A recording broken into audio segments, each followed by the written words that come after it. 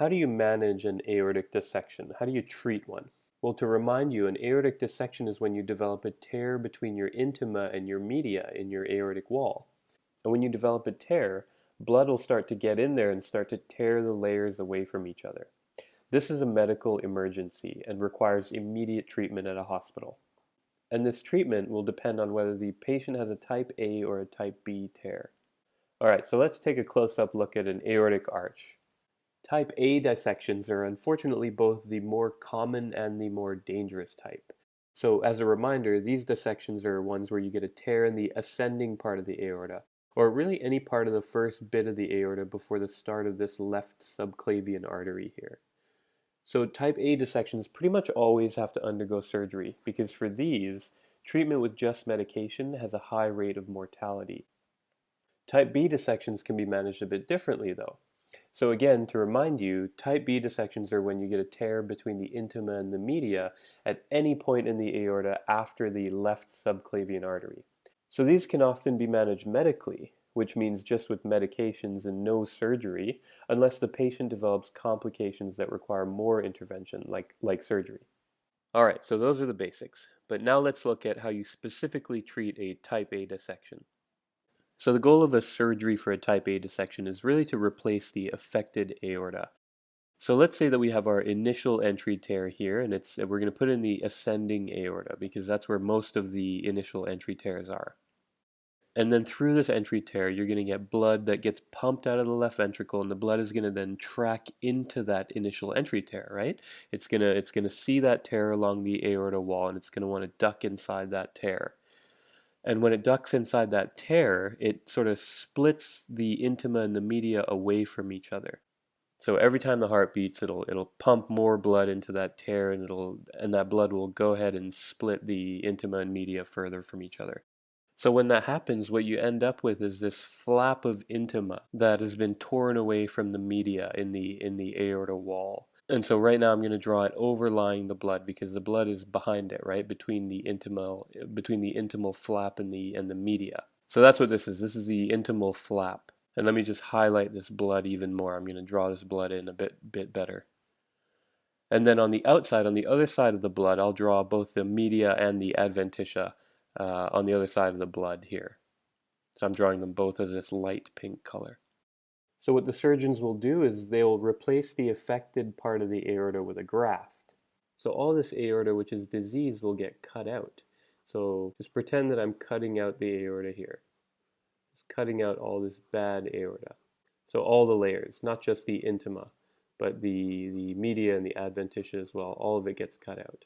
And then the part that got cut out gets replaced with a graft. And a graft in this case is a synthetic tube that can sort of take on the role of an aorta. And it looks pretty cool. It looks like this. It's this sort of light colored tube thingy, and it's nice and bendy and flexible. Because if it's going to act like the aorta, it needs to be able to bend and be elastic and withstand pressure.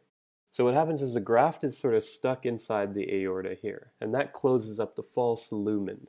So remember that intimal flap we talked about, that piece of intima that became separated from the media as the blood sort of sheared the two layers apart? Well, there's a little bit left over here. So what happens is the graft gets put just a bit further than that intimal flap.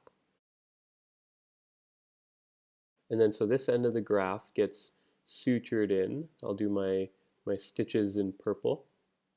And then this side gets sutured in. And if it needs more reinforcement, then something called a Teflon felt will be sutured in around the outside to sandwich this part of the aorta and to keep things nice and stable in this area. So let's do that. Let's actually draw in some Teflon felt. So it gets put on the outside and put across the end of the graft here. So that helps to keep everything in there nice and stable.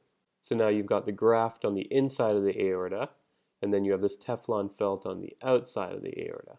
So you can imagine that by doing that, that false lumen is not going to get any more blood in it. And sometimes the surgeons will use a special type of glue called bioglue, and that'll help to keep it even more secure. So we'll put some bioglue on here. And it actually sounds like something MacGyver would come up with, but it can be pretty helpful depending on the type of dissection that you had. Of course, we have to sew this side up. So we'll use our purple sutures and sew that side up as well.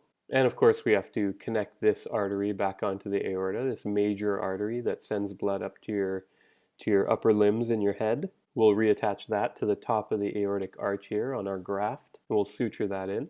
And it's probably worth knowing that these grafts typically have collagen or gelatin built into them that make them leak-proof, so blood can't just seep out of them. So now we've repaired the type A dissection, so now blood can flow normally through the aorta and not get caught up in this intimal medial tear here. So that's treating type A dissections. Let's look at type B dissection treatments. So people who have type B dissections are normally treated with conservative therapy. That is to say, they don't get more invasive therapies like open surgery like we just saw, because the risks of doing the surgery are greater than the risks of managing their dissection with medication. Having said that, there is a minimally invasive surgery that can be done for type B dissections, and I'll just touch on that before I talk about the medications that are typically used to manage them. So the minimally invasive technique is called endovascular stent grafting. And the idea behind this is to take a stent, which is basically just a mesh tube, and it could be made out of fabric or metal.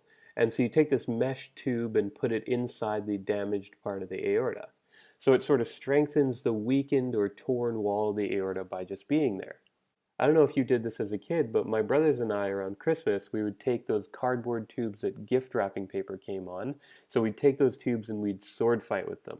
So inevitably the tubes, our swords, they'd become weak, right? They'd become weak because we would hit each other with them. So to reinforce them, we'd stick cardboard tubes from toilet paper rolls down them, and that would reinforce them a bit. So it's a similar idea. So I mentioned that it was minimally invasive, right? Well, it's minimally invasive because what happens in this procedure is that your surgeon will take a tube called a catheter, and this catheter is holding onto a stent, so it contains one of those mesh tubes. And the catheter gets inserted into your femoral artery. So the surgeon will make a cut right here and thread the catheter into your artery. And then the catheter will get pushed all the way into your aorta where the defect is, and that's where the stent will get deployed. And when the stent gets deployed, it gives strength to the walls that it's covering. It sort of reinforces them. And now that tear can't contribute to any more damage to your aorta because it's now blocked off by the stent. All right, so now medications. This is what's referred to as conservative treatment. So if you have a type B dissection, you'll likely be managed with a few different drugs. And really the bottom line with all these drugs is to get your blood pressure lowered, to lower the risk of further damage being caused to your aorta.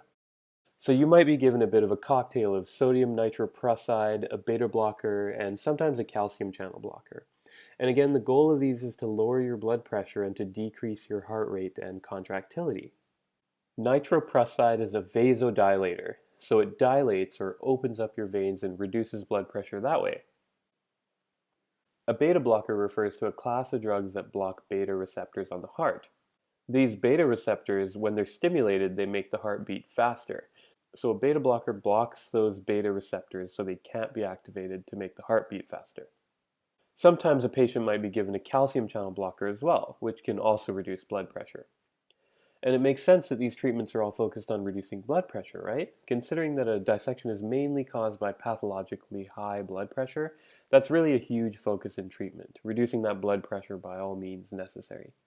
With either type of treatment, medical or surgical, whether it's a type A or a type B dissection, the patient would be put on antihypertensive medications or blood pressure lowering medications for the rest of their life to minimize the chance of another dissection happening, and also to reduce their risk of other hypertension-caused problems that may crop up in the future.